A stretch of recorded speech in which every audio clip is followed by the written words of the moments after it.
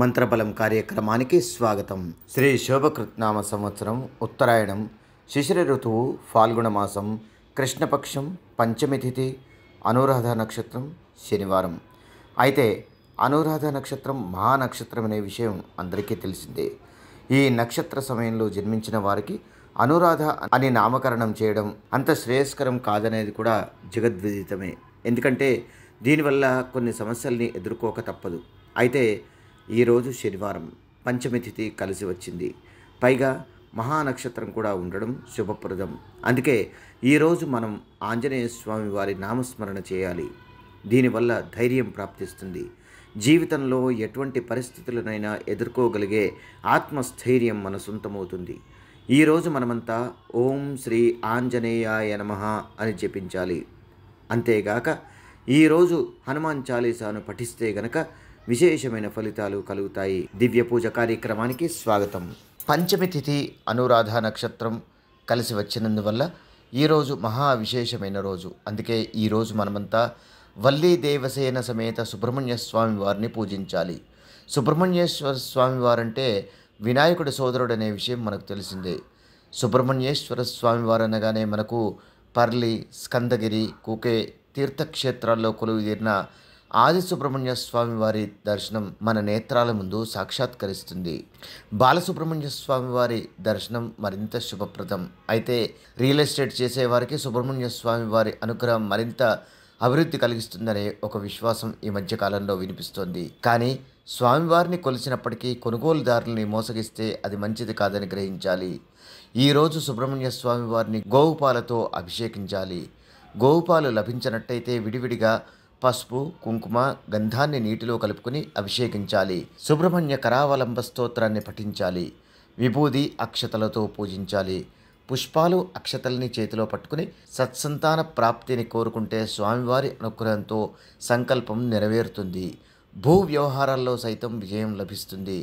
ఇంటి నిర్మాణం మధ్యలో ఆగిపోయినట్టయితే స్వామివారిని అభిషేకించిన నీటిని ఆ స్థలంలో వేయడం వల్ల ఆ సమస్య తీరుతుంది.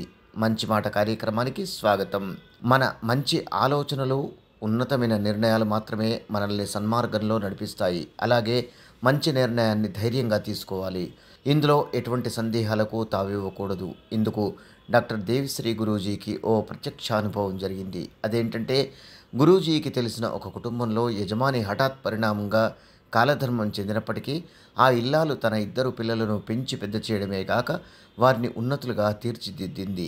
అది గురూజీని ఎంతో సంభ్రమాశ్చర్యాలకు గురి చేసింది. అలాగే ప్రతి ఒక్కరూ సరైన నిర్ణయాల్ని, మంచి నిర్ణయాల్ని తీసుకునేటప్పుడు ఎవరికీ భయపడకూడదు. భయపడి వెనకడుగు వేస్తే అనుకున్న ఫలితాన్ని సాధించలేరు. వాస్తు పరిహారం కార్యక్రమానికి స్వాగతం. కొన్ని ఇళ్లలో ఆ ఇంట్లోని స్త్రీలు వండిన వంటకాలు ఇతరులకు నచ్చుతాయే తప్ప కుటుంబ సభ్యులకు నచ్చవు. అందుకు కారణం ఏంటంటే ఇంటి ఆగ్నేయ దిశలో వంటిల్లు ఉన్నప్పటికీ అందులో కుడివైపున కానీ ఎడమవైపున కానీ సింక్ ఉండి అందులో పాత్రల్ని శుభ్రం చేస్తుండడం, చేతులు కడుక్కోవడం లాంటివి చేస్తుంటే ఇలాంటి దుష్ఫలితాలు కలుగుతాయి. ఒకవేళ ఇలాంటి పరిస్థితుల్ని ఎదుర్కొంటూ వంటగదిలో మార్పులు చేయలేని పరిస్థితులు ఉన్నట్టయితే గనక ఇంట్లో శ్రీవాస్తు యంత్రాన్ని ఏర్పాటు చేసుకోవాలి. యోగం క్షేమం కార్యక్రమానికి స్వాగతం. ఉద్యోగ ప్రాప్తికై ఈరోజు సాయంత్రం శ్రీ ఆంజనేయ స్వామి వారికి సింధూరార్చన చేయాలి. స్వామివారిని తమలపాకులతో అర్చిస్తే ఇంట్లో భయం, గొడవలు సమసిపోయి ప్రశాంతత నెలకొంటుంది. తెల్ల జిల్లేడు పూలమాలను సమర్పిస్తే వృత్తిలో అభివృద్ధి కలుగుతుంది. నువ్వుల వత్తులతో దీపారాధన చేస్తే శనిదోషం నివృత్తి అవుతుంది. ఈరోజు ఆంజనేయ స్వామివారి దర్శనం, స్వామివారి ఆరాధన, హనుమాన్ చాలీసా పారాయణ శుభప్రదం. మమ్మల్ని సోషల్ మీడియాలో ఫాలో అవ్వండి. లింక్స్ వీడియో క్రింద డిస్క్రిప్షన్లో పొందుపరిచాము. అలాగే ఓంకారం కార్యక్రమాన్ని జీ తెలుగు ఛానల్లో తప్పక చూడండి. అందరికీ నమస్కారం. ఈరోజు మీకు అందరికీ కూడా శ్రీవాస్తు యంత్రం గురించి పరిచయం చేయడానికి వచ్చాను. శ్రీవాస్తు యంత్రం మీరు చూస్తున్నారు. శ్రీవాస్తు యంత్రం. ఈ శ్రీవాస్తు యంత్రం ఈ విధానంగా 9 ఇంచెస్, ఇలా 9 ఇంచెస్, ఇలా 9 ఇంచెస్ ఉంటుంది. తదుపరి బ్యాక్ సైడు ఇలాంటి 9 చక్రాలు ఉంటాయి. ఫ్రంట్ ఈ ఒక గ్లోబ్స్లా ఒక 9 డాట్స్ ఉన్నాయి చూడండి, ఇలా 9. ఇది శ్రీవాస్తు యంత్రం అనేది ఒక కాస్మిక్ ఎనర్జీని అట్రాక్ట్ చేసుకుంటుంది. నెగిటివ్ ఎనర్జీని ఇంట్లో నుంచి బయటికి తరిమేస్తుంది. మీకు అందరికీ దానికి పరిష్కార మార్గంగా నేను ఇవి సూచిస్తున్నా.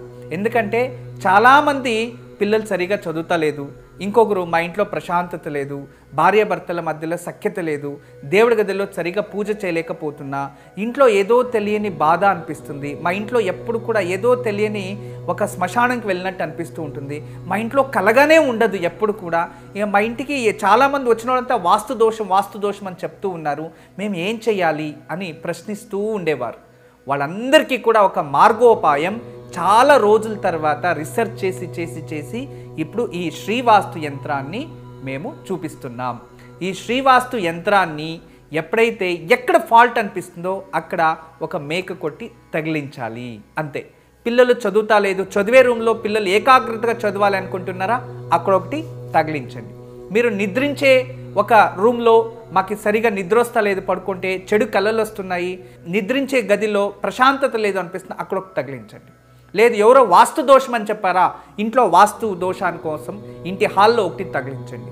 లేదా పూజ గదిలో ఏదో ప్రశాంతత లేదు, సరిగ్గా ఏకాగ్రత లేదు, మెడిటేషన్ చేయలేకపోతున్నా అంటే పూజ గదిలో ఒక మేక కొట్టి అక్కడ ఒకటి తగిలించండి. ఎక్కడైతే ఇంట్లో వాస్తు దోషం ఉంది అని ఎవరైనా చెప్తారో ఆ ప్రదేశంలో ఆ ప్లేస్లో జస్ట్ ఒక మేకు కొట్టి దాన్ని తగిలించండి, ఆ వాస్తు దోషం అక్కడి నుంచి వెళ్ళిపోతుంది. చాలా అద్భుతము, చాలా విశేషమైన శ్రీవాస్తు యంత్రం మీ వరకు తయారు చేయించాము. దీన్ని ఉపయోగించండి, దీన్ని లాభం పొందండి. నమస్కారం. వాస్తు యంత్రం సంప్రదించవలసిన నెంబర్లు 8844452334 040682766622.